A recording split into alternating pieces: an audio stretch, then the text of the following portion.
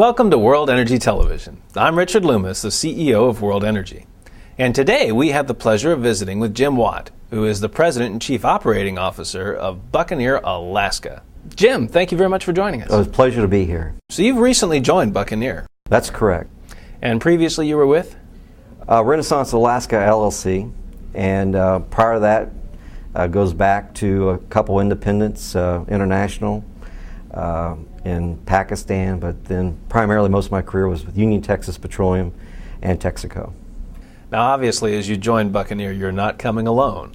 So let's talk about some of the people you're bringing with you. Alan Huckleby, Mark Lant, and myself have been working together in terms of raising capital, doing activity in Alaska since 2004. Prior to that, Mark, Alan, and I worked together on the Alpine development up on the North Slope, which puts us back into the 90s.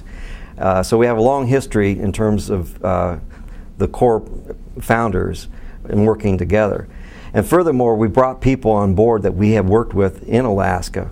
And out of Union, Texas, we have 4 or 5 individuals that joined the team, as well as ARCO, we have 1 or 2 individuals that joined the team. So we have a long working history with the individuals that are on our team and have focused, as I said before, proven themselves in terms of finding oil and gas fields and creating value in Alaska.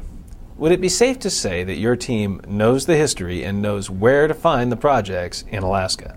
Not only do we have a vision in terms of knowing where the oil and gas is, we know how to optimize the logistics and the operations to be a low-cost producer in the Cook Inlet. If I were to look at success in Alaska, what does this do for Buccaneer? There's a full range in terms of the reserve distribution of the opportunities we're looking at. Being more engineering in background, I tend to be a little more conservative, but I can see easily adding 100 million barrels equivalent or more over the next year. Well, tell me a little more about the Cook Inlet itself. Oh yes, there's been a number of large oil fields discovered in the Cook Inlet. I think in total over 3 billion barrels of oil equivalents been discovered and produced actually in the Cook Inlet. And normally run on the structured trends, and that's what's been drilled primarily starting back in the 60s. A number of discoveries, and then during the 70s the Prudhoe Bay was discovered and most of the majors went to the north. And for the most part the basin's been dormant for a number of years. Are there still projects to be done there? A number of projects. You know, as I mentioned, the basin's under-drilled, and we have identified a number of opportunities through the years. And really with the advent of the real oil price increase that we saw when it went from the 20s and 30s up to the 40s and 50s, a number of these became very attractive economically. So we're not dealing with anything new. These discoveries were made quite a while ago. Well, actually, a number of them have been mapped for over 20 years, but never drilled. And we're only getting to them now? That's correct. How long do you think it'll take? Well, we're looking to monetize, really drill our first well this year. We have a number of onshore opportunities that we feel are drill ready, and we're working to achieve that. That's one of our objectives, to get near-term production. And furthermore, there's some offshore opportunities we hope to move in and drill next year. Let's talk about this a little more. Are there land-based rigs available in the Cook Inlet? There's a number of land-based rigs. And actually, the rigs are used up on the slope and they can be mowed down to the Cook Inlet area. But actually, in the Cook Inlet, there's 2 or 3 stacked rigs as we talk now. So if I were to look at an onshore well, say in Oklahoma, would it be comparable to an onshore well in the Cook Inlet?